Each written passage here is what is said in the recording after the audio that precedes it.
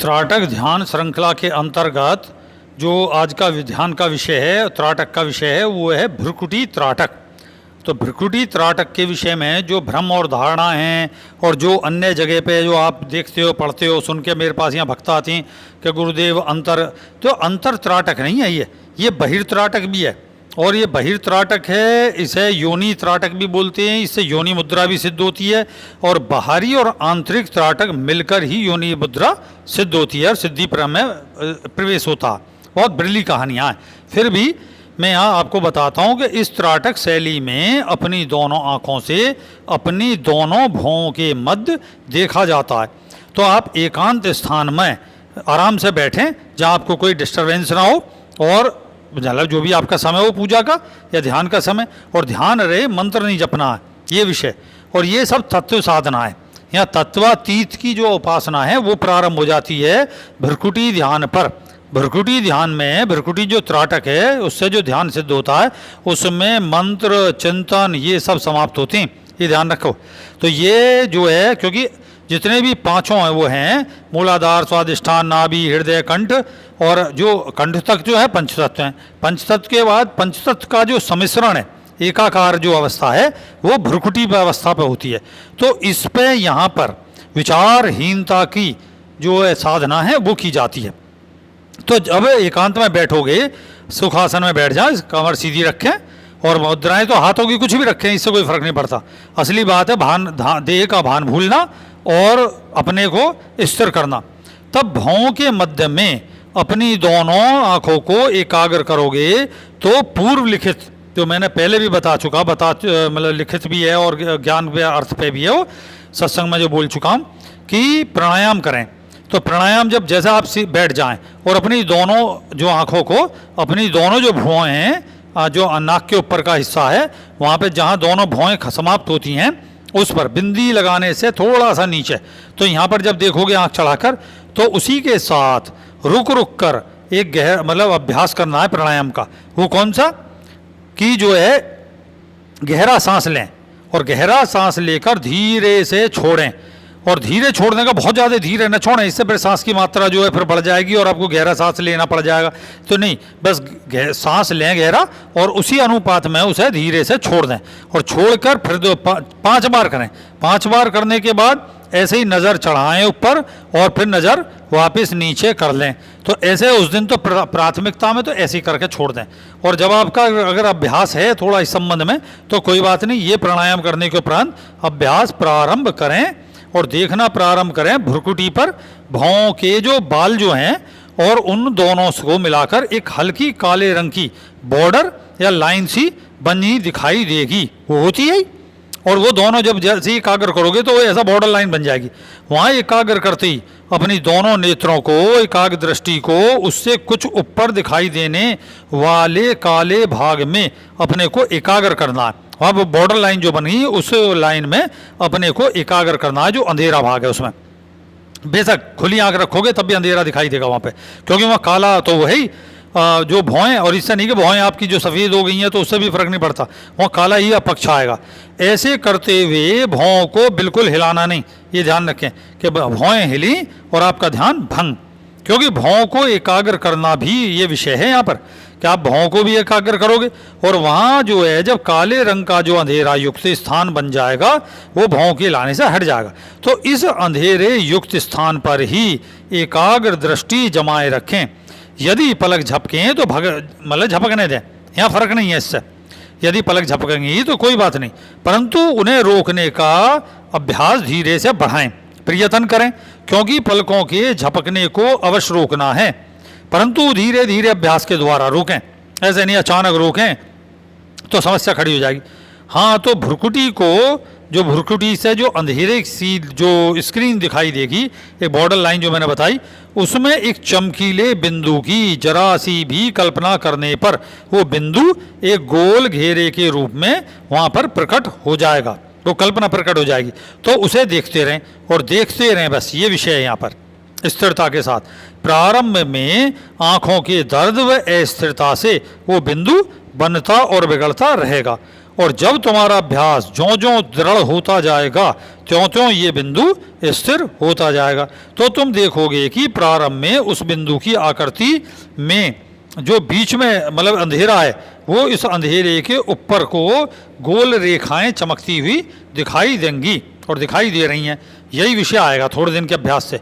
यही आकृति तुम्हें बिंदु लग रहा है और बिंदु लगेगा, यही आकृति जो ब्लैक सी होती हो या जो है बिंदु में बदल जाएगी।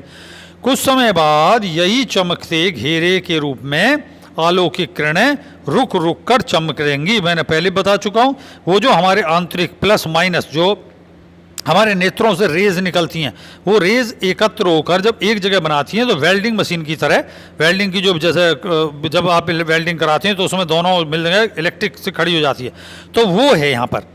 तो इस प्रकार की चमक दिखाई देगी, वो आंतरिक चमक है। वो धीरे धीरे जो जो स्थिर होगा त्यों त्यों वो चमक बढ़ती जाएगी और बाद में घेरा बढ़ेगा।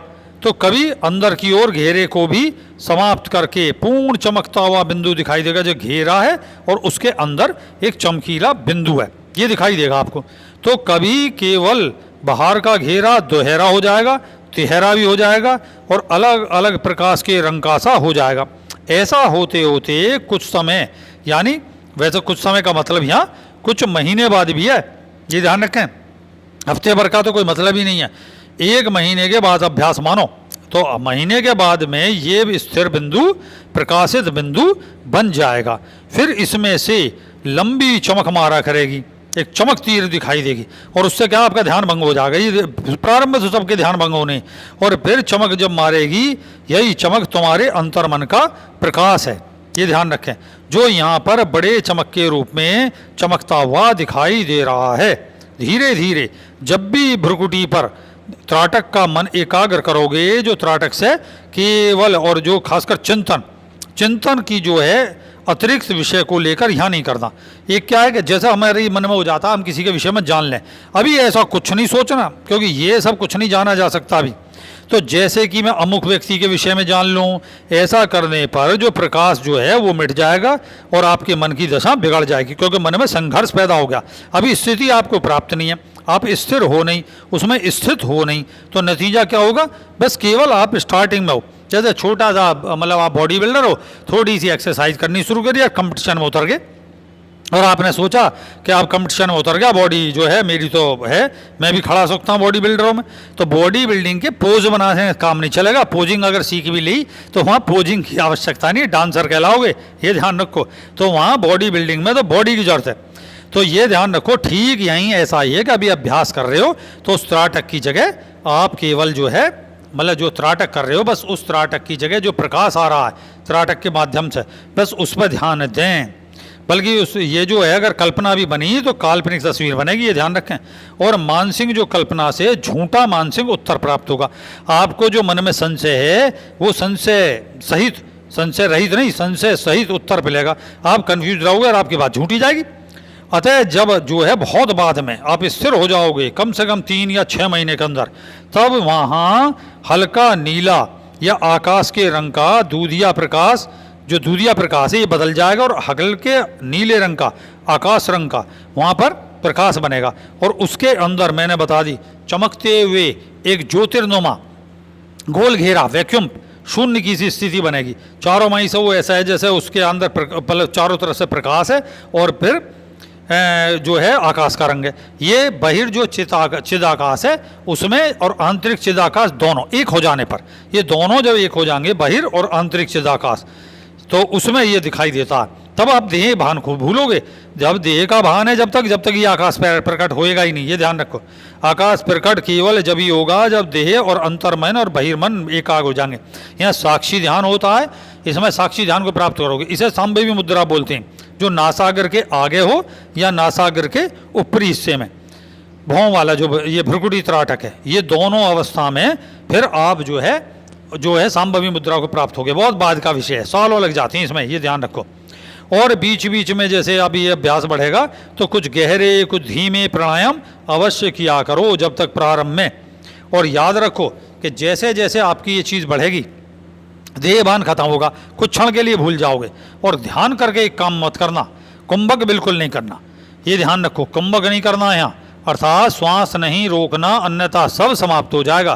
क्योंकि मन के एकाग्र होने पर श्वास प्रवाह स्वयं ही अति सूक्ष्म होकर चलता है, और तभी जो है जितना सूक्ष्म होकर चलेगा उतना अंतर संघर्ष चलना शुरू होगा।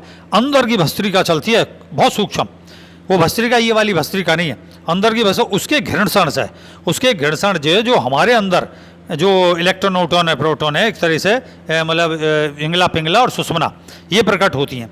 सुषुम्ना ही मन है, मन की जो दो दशा हैं जैसे आम भाषा में जो है चंद्र नाड़ी और सूर्य नाड़ी बोलते हैं, ये दोनों एक मिलकर सुषुम्ना बनता है, मन बनता है, दोनों सम होते हैं और सम से ही समाधि आती है। ये ध्यान रखें, तब फल मिलता है, तब वो आकाश की बात है जिसमें आप दर्शन पाना चाहते हो। तो श्वास का जो गहरा है और धीमे जो लेना है वो मैं बता चुका हूँ। मैंने तुम्हारे मन को उच्चाट अवस्था को समाप्त करने हेतु ये प्राणायाम तुम्हें बताया। यह शरीर को एक सूत्र में बनाने हेतु अवश्य करना चाहिए और अवश्य होता है। अब जब भी आपको दूधिया चमक स्थिर हो तब रुक रुक कर प्रकृति के दृश्य जैसे पहाड़ पेड़ पौधे आदि अभी दिखाई देंगे।